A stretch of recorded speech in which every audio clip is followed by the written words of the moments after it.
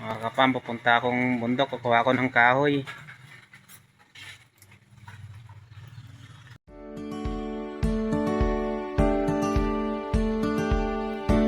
Kapam, dito ka ngayon sa palayan na madadaan. Punta tayong bundok, kukuha ng kahoy. Kukuha ko ng kubo. Ito problema namin ng palay. Yan.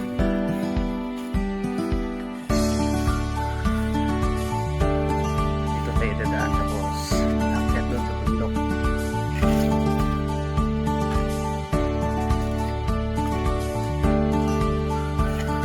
Yan ang aming palayan. So, ilaman. So, mapulang-pulan.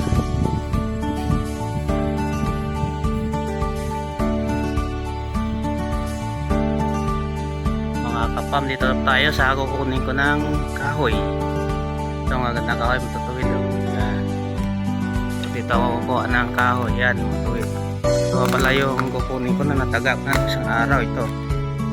Yan, kukunin ko na lang kasi yan umuulan, madulas kasi kaya pa isa-isa lang hakot boys. Ito mga mga matutuwid. Yan, kukunin ko pa yan. Yan. Mga matuwid dito.